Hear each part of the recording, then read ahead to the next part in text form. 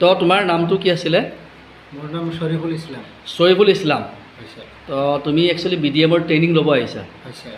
In general আমি actually ফোনৰ ট্ৰেইনিংটো দিওঁ। তো তুমি ফিজিকেলি যিহেতু ইয়াত ডাইৰেক্ট অফিচত আহি তুমি ট্ৰেইনিংটো ল'ব আহিছা। হয় ছাৰ। তো তোমাৰ ঘৰ ক'ত হয়? মোৰ ঘৰ বৰপেটা ডিষ্ট্ৰিক্ট। বৰপেটাৰ পৰা আহিছা ন?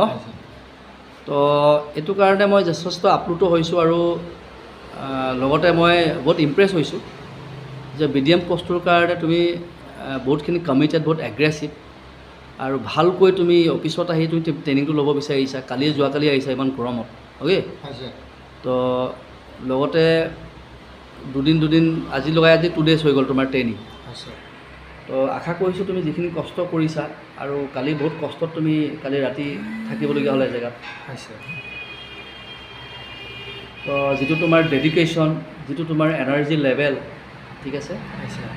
আৰু লগতে যিটো তোমাৰ এক্সপেক্টেশ্যন, তোমাৰ হপ, যিটো আশা, হয়। এইখিনি তোমাৰ ফুলফিল হওক।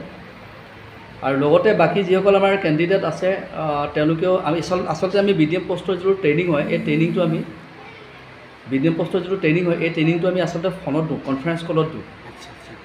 আৰু এই ট্ৰেইনিংটোত আমাৰ বহুতখিনি ল'ৰা ছোৱালী জড়িত থাকে, 8জন 10জন, মিনিমাম 5জন। হয়। কিন্তু কোনোবাই যদি আমাৰ ইয়াত যদি ফিজিকেল ট্ৰেইনিং ল'ব বিচাৰে তেতিয়া ল'ব পাৰে। যি ধৰণে আমাৰ শ্বৰিফুল আহিছে বৰপেটাৰ পৰা, তেওঁ যোৱাকালি আহিলে।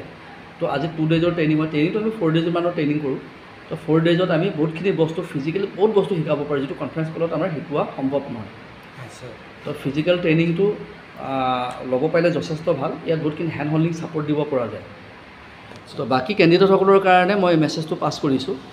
যদি তোমালোকে গ্ৰেজুৱেট হয়, ইয়াৰ কাৰণে আচলতে তোমাৰ 25 বছৰ বা 32 বছৰ বয়স হ'ব লাগিব, গ্ৰেজুৱেট হ'ব লাগিব। আৰু এই পষ্টটো হাইলি ডিমাণ্ডেবল পষ্ট হয়, এইটো মেনেজাৰ লেভেলৰ পষ্ট হয়, ঠিক আছে? হয় ছাৰ। তো লগতে তুমি এই দুদিনত যিখিনি এতিয়ালৈকে তুমি শিকিলা, হয় ছাৰ। তো তোমাৰ কেনেকুৱা লাগিছে বস্তুবোৰ, কনচেপ্টবোৰ ক্লিয়াৰ হৈছেনে? বহুত ভাল লাগিছে ছাৰ। মানে ফেচ টু ফেচ মানে শিকি আছোঁ মই। কনচেপ্টবোৰ ক্লিয়াৰ হৈছে? ক্লিয়াৰ হৈছে ছাৰ। বাকী কি শিকিলা এতিয়ালৈকে স্কিলত?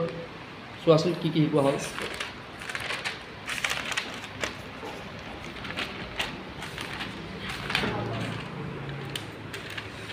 ছাৰ স্কুলত আছে আপোনাৰ ডিচিশ্যন মেকিং এবিলিটি, তাৰপিছত problem solving ability, number 3 flexibility and adaptability, determination, positive thinking, তাৰপিছত আৰু আপোনাৰ আছে স্কিলত ডেডিকেশ্যন, ৱৰ্ক ইথিক্স, এইখিনি আছে। এইখিনি স্কিল আজিলৈকে হ'ল। তাৰপিছত তোমাৰ আজি আৰু নেক্সট তাৰপিছত কি আৰু শিকিলা? নেক্সট শিকিলোঁ ইঞ্চুৰেঞ্চৰ বেনিফিট, ডেফিনেশ্যন, নেক্সট আছে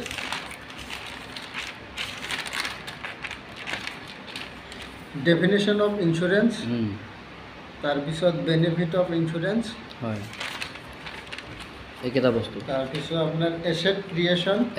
বেনিফিট অফ ইঞ্চুৰেঞ্চত কি আছে, কি তুমি হেৰি কৰিছা, শিকিলা? বেনিফিট অফ ইঞ্চুৰেঞ্চত আছে নাম্বাৰ 1, এটা ফেমিলি সম্পূৰ্ণৰূপে ছিকিউৰ হৈ যায়, অৰ্থাৎ যিহেতু তেওঁ আৰ্থিক নিৰাপত্তাৰ ভিতৰত থাকে, আৰ্থিক নিৰাপত্তাৰ ভিতৰত আহি যায়। Okay. Number 2, high rate of interest পোৱা যায়, যেনেকৈ বেংকত পায় মাত্ৰ 6% আৰু ইঞ্চুৰেঞ্চত পায় 8ৰ পৰা 12% লৈকে পোৱা যায়। হয় হয়। নাম্বাৰ 3, ইয়াত চাইল্ডৰ নামত ফিউচাৰৰ বাবে এডুকেশ্যন এণ্ড মেৰিজ প্লেন কৰিব পৰা যায়। 3 number benefit. 4 number benefit,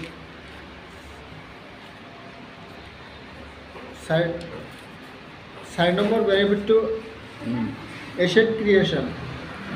asset ক্ৰিয়েশ্যনত আপোনাৰ মানে প্ৰপাৰ্টি গঢ়ি তোলা, ঘৰ বাৰী, মাটি, দোকান, কমপ্লেক্স, ফ্লেট, ভাড়াঘৰ আদিৰ কাৰণে যেতিয়া টকা জমা কৰা হয়। আৰু আপোনাৰ 5 নম্বৰত আছে টেক্সৰ পৰা ৰেহাই পোৱা যায় ইঞ্চুৰেঞ্চ থকা মানুহৰ। ছেকশ্যন 80C1010D মতে ইনকাম টেক্সৰ পৰা টেক্স ৰেহাই পোৱা যায় যিসকলৰ বছৰি ইনকাম 3 লাখৰ অধিক হয়, তেওঁলোকে চৰকাৰক ইনকাম টেক্স দিব লাগে। তো এইখিনি বস্তু তুমি এতিয়ালৈকে মোটামুটি বহুতখিনি বস্তু আজিলৈকে কভাৰ কৰা হৈ গৈছে বস্তুখিনি তুমি প্ৰেক্টিছ কৰিলে হৈ যাব ঠিক আছে তো আশা কৰিছোঁ বাকী যদি কোনোবা আৰু কেণ্ডিডেট আছে BDM পষ্টৰ কাৰণে ইউনিট মেনেজাৰ বুলি কোৱা হয় এইটো এটা হাই লেভেলৰ পষ্ট হয় মেচিভ গ্ৰ'থ আছে এই পষ্টটোত তো তোমালোকে কণ্টেক্ট কৰিব পাৰা আৰু ট্ৰেইনিংটো আমি দুই ধৰণৰ দিওঁ এটা কনফাৰেঞ্চ অনলাইনতো দিওঁ আৰু কোনোবাই যদি ভাবিছে গুৱাহাটীত আহি অফিচ ট্ৰেইনিং ল'ব বিচাৰে তেতিয়াহ'লে আহি ট্ৰেইনিংটো ল'ব পাৰে hope you like the video' thank U